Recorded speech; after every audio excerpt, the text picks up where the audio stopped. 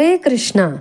ISKCON Magadi main road ದೇವಸ್ಥಾನದಲ್ಲಿ ಈ ವರ್ಷದ ಜನ್ಮಾಷ್ಟಮಿ ಮಹೋತ್ಸವವನ್ನ ಇದೇ ತಿಂಗಳ 15 ಮತ್ತು 16ನೇ ತಾರೀಕಿನಂದು ಆಚರಿಸ್ತಾ ಇದ್ದೇವೆ.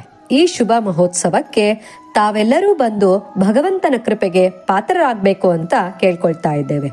ಸಾಮಾನ್ಯವಾಗಿ ಜನ್ಮಾಷ್ಟಮಿ ಅಂದ್ರೆ ಎಲ್ಲರೂ ಅವ್ರವ್ರ ಮನೇಲಿ ಇರ್ತಕ್ಕಂಥ ಪುಟ್ಟ ಪುಟ್ಟ ಮಕ್ಕಳಿಗೆ ರಾಧೆ ಅಥವಾ ಕೃಷ್ಣನ ವೇಷವನ್ನ ಹಾಕಿ ಜನ್ಮಾಷ್ಟಮಿಯನ್ನ ಆಚರಣೆ ಮಾಡ್ತೀರಾ.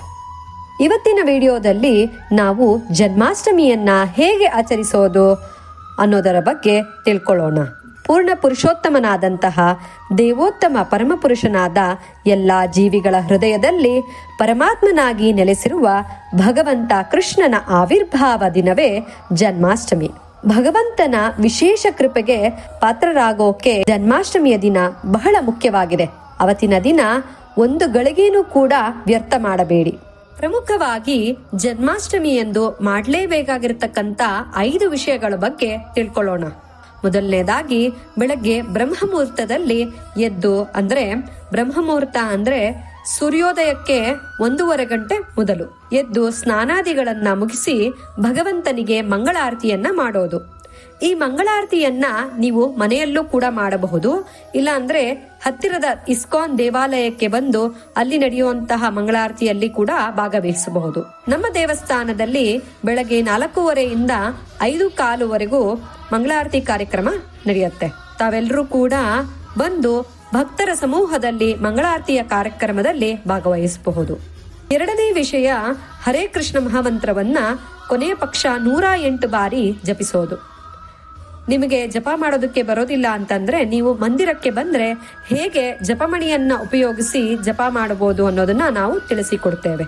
ಮೂರನೇ ವಿಷಯ, ಭಗವಂತನ ಅಭಿಷೇಕ ಮತ್ತು ಅಲಂಕಾರ ಮತ್ತು ನೈವೇದ್ಯ.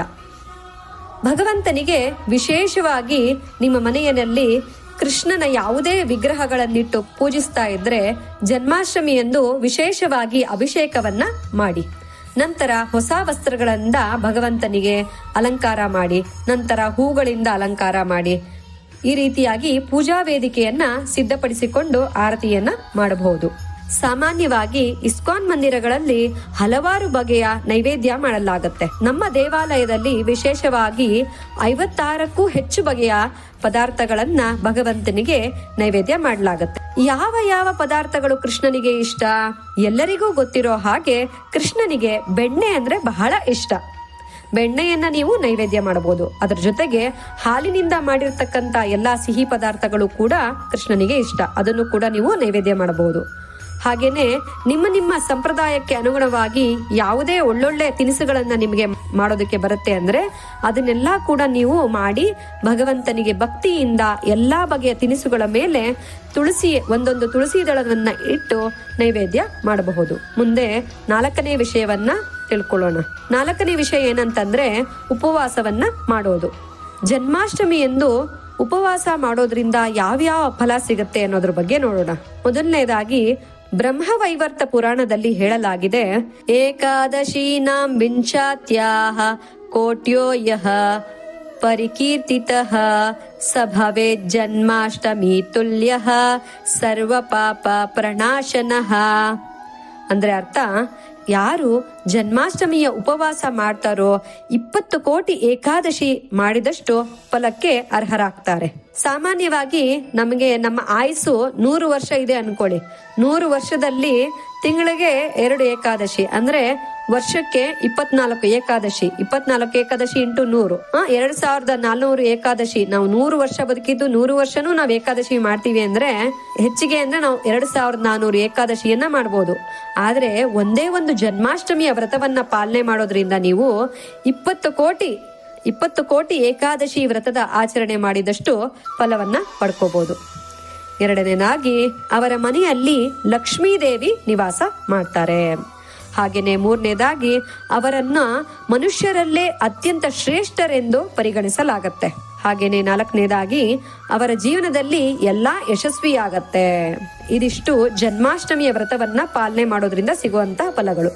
ಜನ್ಮಾಷ್ಟಮಿಯ ಉಪವಾಸವನ್ನ ರಾತ್ರಿ 12 ಗಂಟೆವರೆಗೂ ಮಾಡಬೇಕು. ಹೇಗೆ ಉಪವಾಸವನ್ನ ಮಾಡೋದು?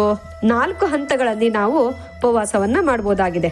ಮೊದಲನೇ ಹಂತ ನಿರ್ಜಲದ ಉಪವಾಸ ಅಂದ್ರೆ ನೀರನ್ನು ಕುಡಿದೆ ಉಪವಾಸವನ್ನ ಮಾಡೋದು. 2ನೇ ಹಂತ ನೀರನ್ನು ಮಾತ್ರ ಕುಡಿದು ಉಪವಾಸ ಮಾಡೋದು. 3ನೇ ಹಂತದಲ್ಲಿ ಇಲ್ಲ ನಮಗೆ ತುಂಬಾ ಸುಸ್ತಾಗತ್ತೆ ಆಗಲ್ಲ ಅನ್ನೋರು ನೀರು, ಹಾಲು, ಹಣ್ಣು, ಹಂಪಲುಗಳನ್ನ ಸ್ವೀಕಾರ ಮಾಡಿ ಉಪವಾಸ ಮಾಡೋದು.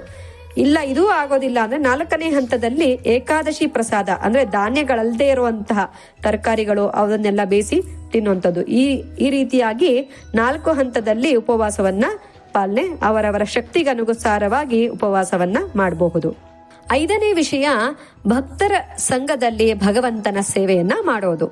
ಜನ್ಮಾಷ್ಟಮಿಯ ದಿನ ನಿಮ್ಮ ಹತ್ತಿರದ ಕೃಷ್ಣ ಅಥವಾ ಇಸ್ಕಾನ್ ಮಂದಿರಕ್ಕೆ ಭೇಟಿ ನೀಡಿ ನಿಮ್ಮ ಕೈಲಾದಂತಹ ಸೇವೆಯನ್ನ ಮಾಡಬಹುದು. ಬೇರೆ ಬೇರೆ ರೀತಿಯಾದಂತಹ ಸೇವೆಗಳನ್ನ ಮಾಡಬಹುದು. ನಮ್ಮ ದೇವಸ್ಥಾನಕ್ಕೆ ಬಂದು ನೀವು ಸೇವೆ ಮಾಡೋ ಇಚ್ಛೆ ಇದ್ರೆ ನಮ್ಮ ಮಂದಿರಕ್ಕೆ ಬಂದು ನೀವು ಸಂಪರ್ಕ ಮಾಡಿದ್ರೆ ಕೂಡ ನಿಮಗೆ ಸೇವೆ ಮಾಡುವಂತ ಅವಕಾಶ ಸಿಗತ್ತೆ. ನೀವು ಮಾಡುವಂತಹ ಸೇವೆ ಭಗವಂತನ ಕಣ್ಣಿನಲ್ಲಿ ಬಹಳ ವಿಶೇಷವಾದದ್ದಾಗಿದೆ. ಈ ರೀತಿಯಾಗಿ ಜನ್ಮಾಷ್ಟಮಿಯಂದು ಕೃಷ್ಣನ ಭಕ್ತಿಯಲ್ಲಿ ಸಂಪೂರ್ಣವಾಗಿ ಮಗ್ನರಾಗಿ, ಹಾಗೇನೆ ಭಗವಾನ್ ಕೃಷ್ಣನ ಆಶೀರ್ವಾದಕ್ಕೆ ಪಾತ್ರರಾಗಿರಿ. ಹಾಗೇನೆ ನಮ್ಮ ಚಾನೆಲ್ಗೆ ಸಬ್ಸ್ಕ್ರೈಬ್ ಮಾಡಿ ಮತ್ತು ಕಮೆಂಟ್ನ ಮೂಲಕ ತಿಳಿಸಿ ನೀವೆಲ್ಲ ಯಾವ ರೀತಿ ಜನ್ಮಾಷ್ಟಮಿ ಆಚರಣೆಯನ್ನ ಆಚರಿಸ್ತೀರಾ ಅಂತೇಳಿ. ಭಗವಂತ ಕೃಷ್ಣನ ಅನುಗ್ರಹ ನಿಮ್ಮೆಲ್ಲರಿಗೂ ಸಿಗಲಿ. ಹರೇ ಕೃಷ್ಣ.